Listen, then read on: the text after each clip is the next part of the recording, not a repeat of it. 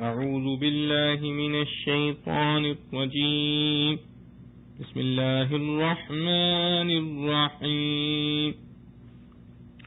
والمرسلات عرفا فالعاصفات عصفا والناشرات نشرا فالفارقات فرقا فالملقيات ذكرا عذرا أو نذرا إنما توعدون لواقع فإذا النجوم طمست وإذا السماء فرجت وإذا الجبال نسفت وإذا الرسل أقتت لأي يوم أجلت ليوم الفصل وما أدراك ما يوم الفصل ويل يومئذ للمكذبين ألم نهلك الأولين ثم نتبعهم الآخرين كذلك نفعل بالمجرمين ويل يومئذ للمكذبين ألم نخلقكم من ماء مهين فجعلناه في قرار مكين إلى قدر معلوم فقدرنا فنعم القادرون ويل يومئذ للمكذبين ألم نجعل الأرض كفاة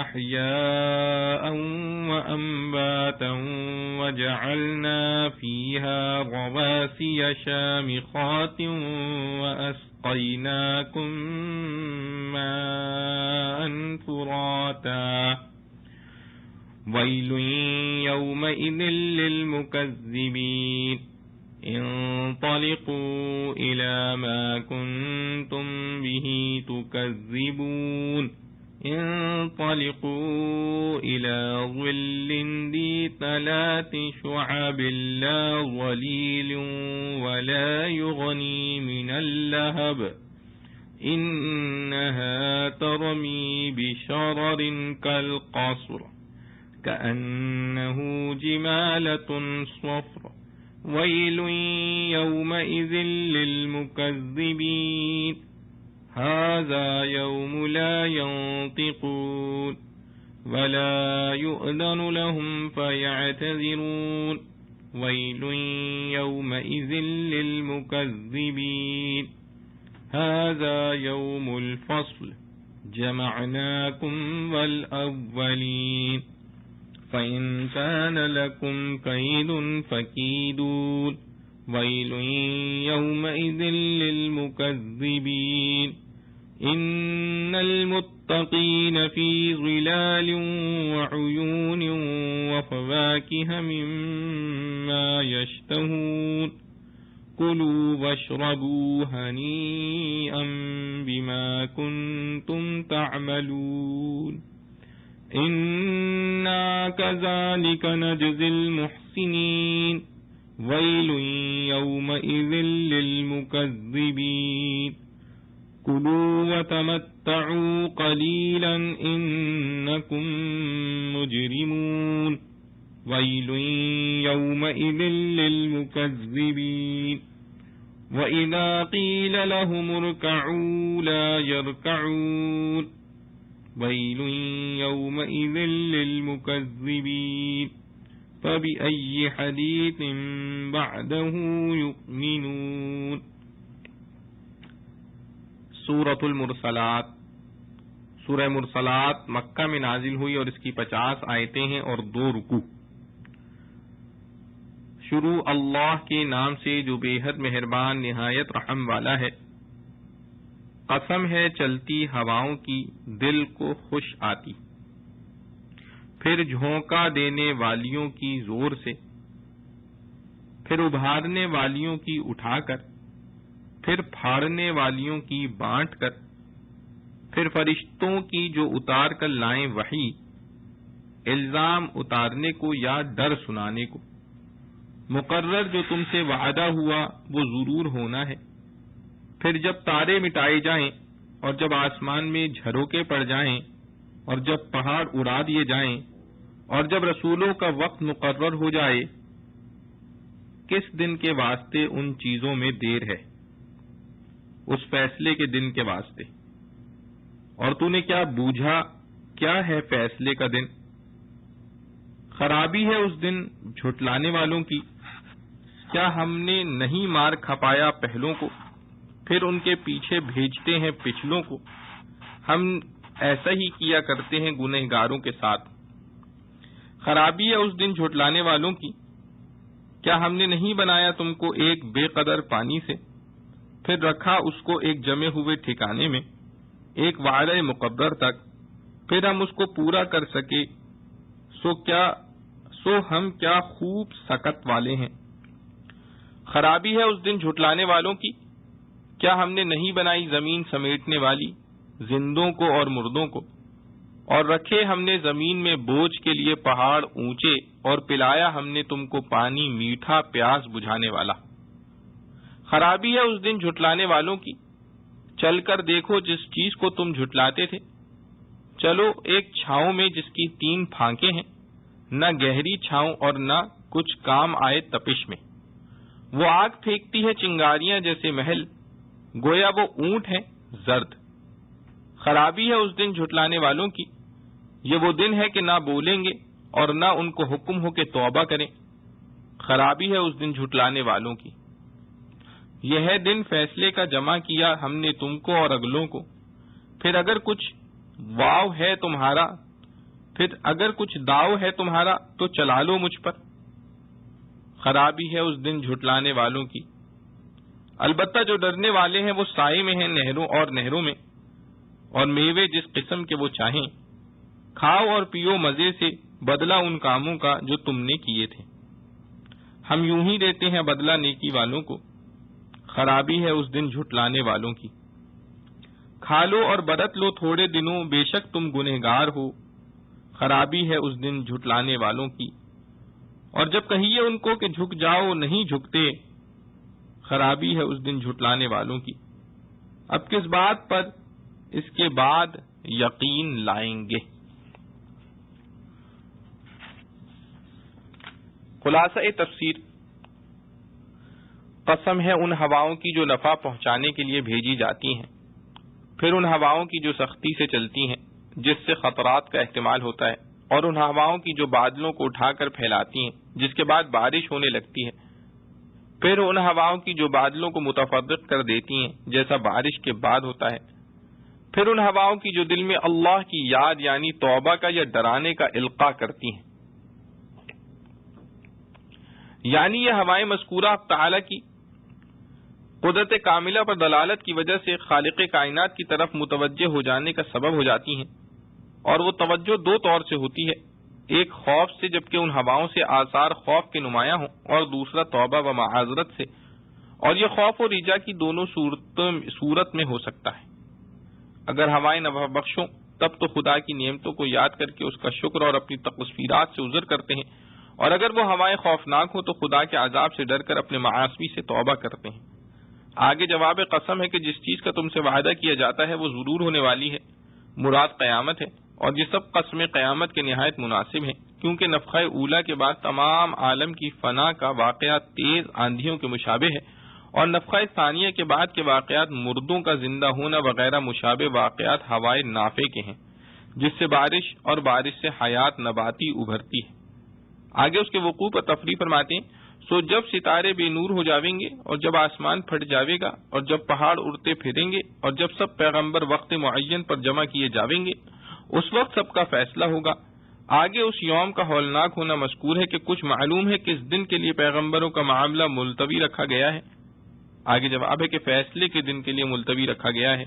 مطلب اس سوال و جواب کا یہ معلوم ہوتا ہے کہ کفار جو رسولوں کی تکذیب کرتے آئے ہیں، اور اب بھی اس امت کے کفار رسول اللہ صلی اللہ تعالی علیہ وآلہ وسلم کی تکذیب کر رہے ہیں، اور جب اس تکذیب پر عذاب آخرت سے ڈرائے جاتے ہیں تو آخرت کی بھی تکذیب کرتے ہیں، اور یہ تکذیب فی نفسہ ہی مقتضی ہے اس کو ہے کہ رسولوں کا جو قصہ کفار سے پیش آ رہا ہے اس کا فیصلہ ابھی ہو جاوے، اور اس کی تاخیر سے کفار کو مزید انکار و تکذیب کا موقع ملتا ہے، اور مسلمانوں کو طبعی طور پر اس کے جلد ہو جانے کی خواہش ہوتی ہے۔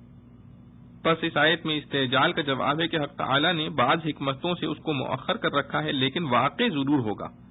اور آگے اس فیصلے کے دن کا ہولناک ہونا مذکور ہے کہ آپ کو معلوم ہے کہ وہ فیصلے کا دن کیسا کچھ ہے، یعنی بہت سخت ہے۔ اور جو لوگ اس امر حق یعنی وقوع قیامت کو جھٹلا رہے ہیں، سمجھ رکھیں کہ اس روز حق کے جھٹلانے والوں کی بڑی خرابی ہوگی۔ آگے نظائر سابقہ کے ذریعے موجودہ لوگوں کو ڈرانا ہے۔ کیا ہم اگلے کافر لوگوں کو عذاب سے ہلاک نہیں کر چکے؟ پھر پچھلوں کو بھی عذاب میں ان پہلوں ہی کے ساتھ ساتھ کر دیں گے، یعنی آپ کی امت کے کفار پر بھی وبال ہلاکت نازل کریں گے، جیسا بدر وغیرہ غزوات میں ہوا۔ ہم مجرموں کے ساتھ ایسا ہی کیا کرتے ہیں، یعنی ان کے کفر پر سزا دیتے ہیں، خواہ دارین میں خواہ دار آخرت میں۔ اور جو اس امر حق یعنی کفر پر مستحق عذاب ہونے کو جھٹلا رہے ہیں، سمجھ رکھیں کہ اس روز حق کے جھٹلانے والوں کی بڑی خرابی ہوگی۔ آگے وقوع قیامت اور احیاء موتا کو ذہنوں کے قریب کرنے کے لیے فرمایا، کیا ہم نے تم کو ایک بے قدر پانی یعنی نطفے سے نہیں بنایا؟ یعنی ابتدا میں تم نطفہ تھے، پھر ہم نے اس کو ایک وقت مقرر تک ایک جگہ محفوظ یعنی عورت کے رحم میں رکھا۔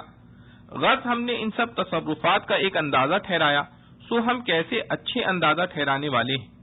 اس سے مردوں کو دوبارہ زندہ کرنے پر قدرت ثابت ہوئی۔ پھر جو لوگ اس امر حق یعنی قدرت علی البعث کو جھٹلا رہے ہیں، سمجھ رکھیں کہ اس روز حق کے جھٹلانے والوں کی بڑی خرابی ہوگی۔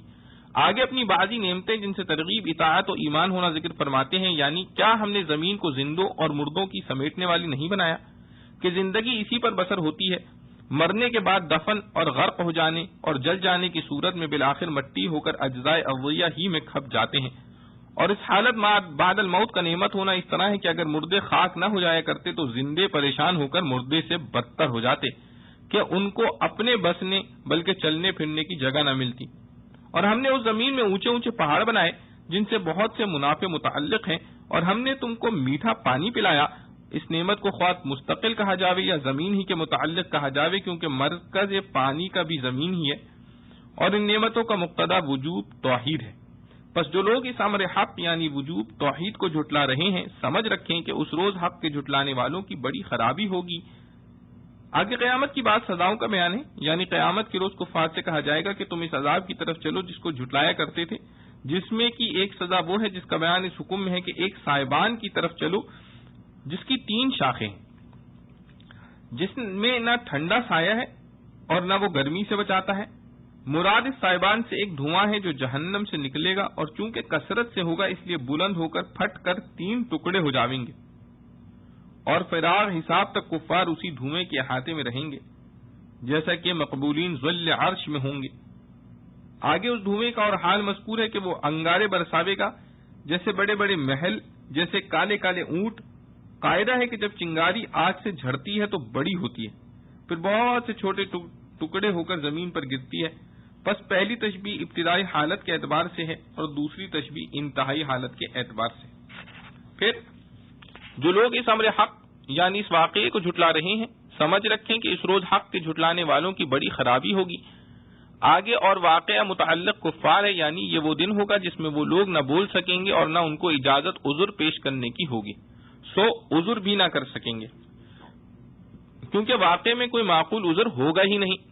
اور جو لوگ اس واقعہ حقہ کو بھی جھٹلا رہے ہیں، سمجھ رکھیں کہ اس روز حق کے جھٹلانے والوں کی بڑی خرابی ہوگی۔ آگے بھی اسی یوم کا بیان ہے کہ ان لوگوں سے کہا جاوے گا کہ یہ ہے فیصلے کا دن جس کی تم تکذیب کیا کرتے تھے۔ ہم نے آج تم کو اور اگلوں کو فیصلے کے لیے جمع کر لیا، سو اگر تمہارے پاس آج کے نتیجے اور فیصلے سے بچنے کی کوئی تدبیر ہو تو مجھ پر تدبیر چلا لو۔ اور یہ کفار اس واقعہ حقہ کی بھی تکذیب کرتے ہیں، سو سمجھ رکھیں کہ اس روز حق کے جھٹلانے والوں کی بڑی خرابی ہوگی۔ آگے کفار کے مقابلے میں اہل ایمان کے ثواب کا بیان ہے، یعنی پرہیزگار لوگ سایوں میں اور چشموں میں اور مرغوب میووں میں ہوں گے، اور ان سے کہا جاوے گا کہ اپنے اعمال نیک کے سلسلے میں خوب مزے سے کھاؤ پیو، ہم نیک لوگوں کو ایسا ہی صلہ دیا کرتے ہیں۔ اور یہ کفار نعمائے جنت کی بھی تکذیب کرتے ہیں، سو سمجھ رکھیں کہ اس روز حق کے جھٹلانے والوں کی بڑی خرابی ہوگی۔ آگے پھر توبیخ و تنبیہ ہے کفار کو، یعنی اے کافرو تم دنیا میں تھوڑے دن اور کھا لو اور برت لو، عنقریب کم بختی آنے والی ہے، کیونکہ تم بے شک مجرم ہو اور مجرم کا یہی حال ہونے والا ہے۔ اور جو لوگ سزائے جرم کو جھٹلاتے ہیں سمجھ رکھیں کہ اس روز حق کے جھٹلانے والوں کی بڑی خرابی ہوگی، اور ان کافروں کی سرکشی اور جرم کی یہ حالت ہے کہ جب ان سے کہا جاتا ہے کہ خدا کی طرف جھکو یعنی ایمان اور عابدیت اختیار کرو تو نہیں جھکتے، اس سے زیادہ کیا جرم ہوگا؟ اور یہ لوگ اس کے جرم ہونے کو بھی جھٹلاتے ہیں، سو سمجھ رکھیں کہ اس روز حق کے جھٹلانے والوں کی بڑی خرابی ہوگی۔ اور ان تقریعات و تحدیدات قرآنیہ کا مقتضا یہ تھا کہ سنتے ہی ڈر کر ایمان لے آتے، مگر جب اس پر بھی ان کو اثر نہیں تو پھر اس قرآن بلیغ الالفاظ والانذار کے بعد اور کون سی بات پر ایمان لاویں گے؟ اس میں کفار پر توبیخ اور ان کے ایمان سے آپ کو مایوس کرنا ہے۔ معارف و مسائل۔ صحیح بخاری میں حضرت عبداللہ بن مسعود رضی اللہ عنہ سے روایت ہے کہ ہم رسول اللہ صلی اللہ تعالی علیہ وآلہ وسلم کے ساتھ مینا کے غار میں تھے، اچانک سورہ مرسلات نازل ہوئی۔ رسول اللہ صلی اللہ علیہ وسلم اس کو پڑھتے جاتے تھے اور آپ کے مبارک منہ سے اس کو سنتا یاد میں آپ کے مبارک منہ سے اس کو سنتا یاد کرتا جاتا تھا۔ آپ کا دہن مبارک اس سورت کی حلاوت سے رقص شاداب ہو رہا تھا۔ اچانک ایک سانپ نے ہم پر حملہ کیا، رسول اللہ صلی اللہ علیہ وسلم نے اس کے قتل کا حکم دیا، ہم اس کی طرف جھپٹے وہ نکل بھاگا۔ رسول اللہ صلی اللہ علیہ وسلم نے فرمایا کہ جس طرح تم اس کے شر سے محفوظ رہے وہ بھی تمہارے شر سے محفوظ ہو گیا۔ اس صورت میں اللہ تعالیٰ نے چند چیزوں کی قسمیں کھا کر قیامت کے یقینی طور پر آنے کا ذکر فرمایا ہے۔ ان چیزوں کا نام قرآن میں بیان نہیں کیا گیا، البتہ ان کی اس جگہ 5 صفتیں بیان فرمائی ہیں: مرسلات، عاصفات، ناشرات، فارقات، ملقیات الذکر۔ کسی حدیث مرفوع میں اس کی پوری تعین نہیں آئی کہ ان صفات کے موصوفات کیا ہیں، اس لیے صحابہ و تابعین کی تفسیریں اس معاملے میں مختلف ہو گئیں۔ بعض حضرات نے ان 5 صفات کا موصوف فرشتوں کو قرار دیا ہے، اور یہ کہ ہو سکتا ہے کہ فرشتوں کی مختلف جماعتیں ان مختلف صفات کی حامل ہوں۔ بعض حضرات نے ان صفات کا موصوف ہواؤں کو قرار دیا ہے، وہ بھی مختلف اقسام اور نوعیت کی ہوتی ہیں، اس لیے صفات مختلفہ ان میں ہو سکتی ہیں۔ بعض حضرات نے ان کا موصوف خود انبیاء و رسول کو قرار دیا ہے۔ ابن جریر طبری نے اسی لیے اس معاملے میں توقف اور سکوت کو اسلم قرار دیا کہ احتمال دونوں ہیں، ہم اپنی طرف سے کسی کو متعین نہیں کرتے۔ اور اس میں شبہ نہیں کہ جو 5 صفات اس جگہ ذکر کی گئی ہیں ان میں سے بعض تو ملائکۃ اللہ پر زیادہ چسپاں اور ان کے مناسب ہیں، ان کو ریاح کی صفت بنائیں تو کھینچ تان اور تعویل کرنا پڑتی ہے، اور بعض صفات ایسی ہیں جو ریاح یعنی ہواؤں پر زیادہ چسپاں اور واضح ہیں، ان کو فرشتوں کی صفت بنائیں تو تعویل کے بغیر نہیں بنتی۔ اس لیے اس مقام میں بہتر فیصلہ ابن کثیر علیہ رحمہ کا معلوم ہوتا ہے۔ انہوں نے فرمایا کہ شروع کی 3 صفات ہواؤں کی صفتیں ہیں، ان 3 میں ریاح اور ہواؤں کی قسم ہو گئی، باقی آخری 2 صفتیں یہ فرشتوں کی صفات ہیں تو یہ فرشتوں کی قسم ہو گئی۔ ریاح کی صفت قرار دینے میں آخری 2 صفتوں میں جو تعویل کی جاتی ہے وہ آپ خلاصہ تفسیر میں دیکھ چکے ہیں، کیونکہ اس میں اسی کو اختیار کر کے تفسیر کی گئی ہے۔ اسی طرح جن حضرات نے ان سب صفات کو صفات ملائکہ قرار دیا ہے ان کو پہلی 3 صفات یعنی مرسلات، عاصفات، ناشرات کو فرشتوں پر چسپاں کرنے کے لیے اسی طرح کی تعویلات سے کام لینا پڑا ہے۔ ابن کثیر رحمۃ اللہ علیہ کے اختیار کے مطابق معنی ان آیتوں کے یہ ہو گئے کہ قسم ہے ان ہواؤں کی جو بھیجی جاتی ہیں، عرفن یا عرفن کا مفہوم وہ بھی ہو سکتا ہے جو خلاصہ تفسیر میں اوپر مذکور ہوا، یعنی جود و سخا اور نفع رسانی۔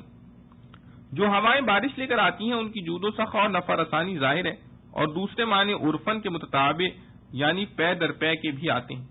یہ معنی لیے جاویں تو مراد وہ ہوائیں ہوں گی جو بادل اور بارش کو لیے ہوئے مسلسل اور متتابع چلتی ہیں۔ عاصفات عطف سے مشتق ہے جس کے لغوی معنی ہوا کے تیز چلنے کے ہیں۔ اس سے مراد وہ آندھیاں اور تیز ہوائیں ہیں جو بعض اوقات دنیا میں آیا کرتی ہیں، اور ناشرات سے مراد وہ ہوائیں ہیں جو بارش ختم ہونے کے بعد بادل کو پھاڑ کر منتشر کر دیتی ہیں، اور فارقات یہ صفت فرشتوں کی ہے جو وحی الہی نازل کر کے حق و باطل میں فرق واضح کر دیتے ہیں، اور ملقیات ذکران بھی فرشتوں کی صفت ہے، اور ذکر سے مراد قرآن یا مطلق وحی ہے، اور مطلب یہ ہے کہ قسم ہے ان فرشتوں کی جو بذریعہ وحی حق و باطل میں فرق اور امتیاز واضح کر دیتے ہیں، اور قسم ہے ان فرشتوں کی جو انبیاء علیہ السلام پر ذکر یعنی وحی اور قرآن کا القاء کرتے ہیں۔ اس طرح کسی صفت میں تعویل اور کھینچ تان کی ضرورت پیش نہیں آتی۔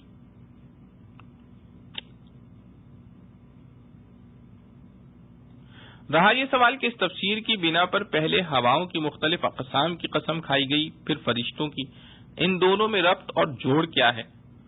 سو کلام الہی کی حکمتوں کا احاطہ تو کوئی کر نہیں سکتا۔ یہ مناسبت بھی ہو سکتی ہے کہ ہواؤں کی دونوں قسمیں بارش والی، نفع بخش اور سخت آندھیاں، مضرت رساں، یہ سب محسوسات میں سے ہیں، ہر شخص ان کو پہچانتا ہے۔ پہلے غور و فکر کے لیے انسان کے سامنے ان کو لایا گیا، اس کے بعد فرشتوں اور وحی کو پیش کیا گیا جو محسوس نہیں، مگر ذرا سے غور و فکر کرنے پر ان کا یقین ہو سکتا ہے۔ عذرا او نذرا، یہ فل ملقیات ذکرن سے متعلق ہے کہ یہ ذکر اور وحی انبیاء علیہ السلام پر اس لیے نازل کی جائے گی کہ وہ اہل حق مومنین کے لیے ان کی کوتاہیوں سے معذرت کا سبب بنے اور اہل باطل کفار کے لیے نذیر اور عذاب سے ڈرانے والا ثابت ہو۔ ہواؤں یا فرشتوں یا دونوں کی قسم کھا کر حق تعالی نے فرمایا انما توعدون لواقع، یعنی تم سے جس قیامت اور حساب و کتاب، جزا و سزا کا وعدہ بذریعہ انبیاء کیا جا رہا ہے وہ ضرور پورا اور واقع ہو کر رہے گا۔ آگے اس کے واقع ہونے کے وقت کے چند حالات کا ذکر ہے۔ اول یہ کہ سب ستارے بے نور ہو جائیں گے، جس کی یہ صورت بھی ہو سکتی ہے کہ یہ سب بالکلیہ فنا ہی ہو جائیں گے، یا یہ کہ موجود رہیں مگر ان کا نور سلب ہو جائے۔ اس طرح پوری دنیا ایک انتہائی سخت اندھیری میں غرق ہو جائے گی۔ دوسرا حال یہ بیان فرمایا کہ آسمان پھٹ جائیں گے۔ تیسرا یہ کہ پہاڑ روئی کے گالوں کی طرح اڑتے پھریں گے۔ چوتھا حال یہ بتلایا گیا وَإِذَا الرُّسُلُ أُقِّتَتْ، اقتت توقیت سے مشتق ہے، جس کے اصلی معنی تعیین وقت اور تجدید وقت کے ہیں، اور بقول زمخشری کبھی اس کے معنی کسی مقررہ وقت پر پہنچ جانے کے بھی آتے ہیں۔ اس جگہ یہی دوسرے معنی مناسب ہیں، اور معنی آیت کے یہ ہوں گے کہ انبیاء و رسول کے لیے جو میعاد اور وقت مقرر کیا گیا تھا اس میں اپنی اپنی امتوں کے معاملے میں شہادت کے لیے حاضر ہوں، وہ اس میعاد کو پہنچ گئے اور ان کی حاضری کا وقت آ گیا۔ اسی لیے خلاصہ تفسیر مذکور میں اس کا ترجمہ انبیاء کے جمع کرنے کے ساتھ کیا گیا۔ آگے قیامت کے دن کے عظیم اور ہولناک ہونے کا بیان ہے کہ وہ فیصلے کا دن ہے جس میں مکذبین اور کفار کے لیے تباہی بربادی کے سوا کچھ نہیں ہوگا۔ وَيْلٌ يَوْمَئِذٍ لِّلْمُكَذِّبِينَ کہ یہی معنی ہے۔ ویل کے معنی ہلاکت و بربادی کے ہیں، اور بعض روایات حدیث میں ہے کہ ویل جہنم کی ایک وادی کا نام ہے جس میں اہل جہنم کے زخموں کی پیپ جمع ہوگی۔ یہ جگہ مکذبین کے رہنے کی قرار دی جاوے گی۔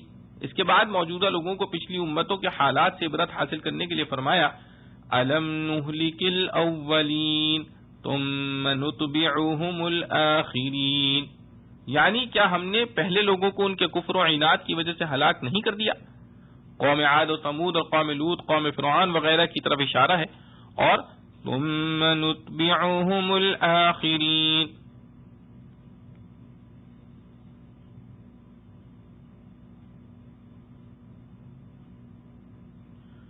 مشہور معروف قرات کے مطابق بسکون عین عطف ہے،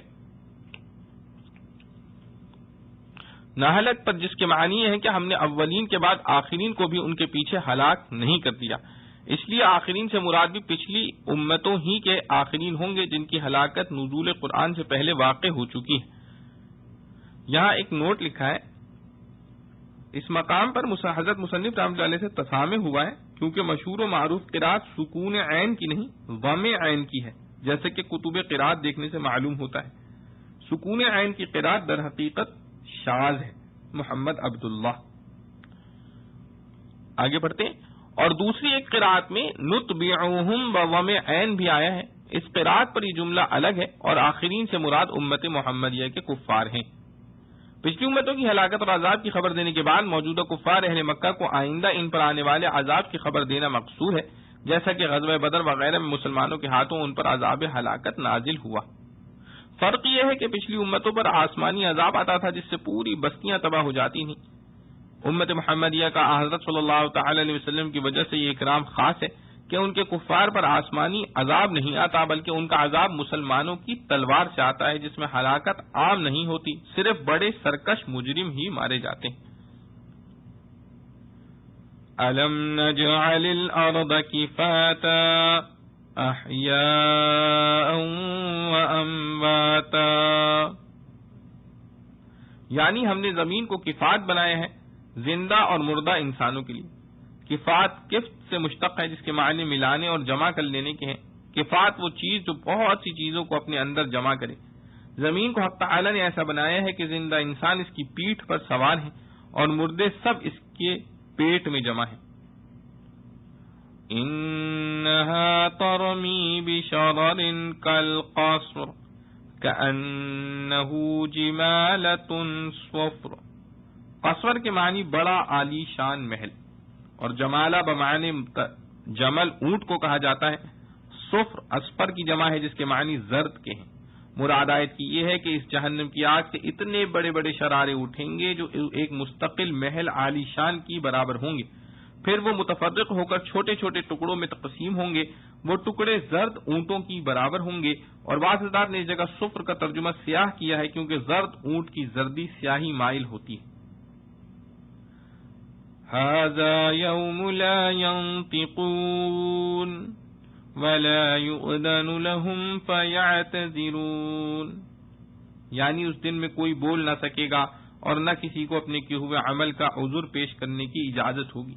اور دوسری آیات قرآن میں جو کفار کا بولنا اور عذر پیش کرنا مذکور ہے وہ اس کے منافی نہیں، کیونکہ محشر میں مختلف مواقف اور مقامات آئیں گے.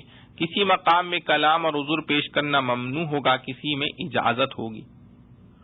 کُلُوا وَتَمَتَّعُوا قَلِيلًا إِنَّكُمْ مُجْرِمُونَ. یعنی کھاؤ پیو اور آرام اٹھا لو تھوڑے دن، کیونکہ تم مجرم ہو، آخر کار سخت عذاب میں جانا ہے. یہ مکذبین کو خطاب ہے. دنیا میں انبیاء کے ذریعے ان کو کہا گیا ہے کہ یہ تمہارا عیش و آرام چند روزہ ہے، پھر عذاب ہی عذاب ہے. وَإِذَا قِيلَ لَهُمُ ارْكَعُوا لَا يَرْكَعُونَ. یہاں اکثر مفسرین کے نزدیک رکوع سے مراد اس کے لغوی معنی یعنی جھکنا اور اطاعت کرنا ہے.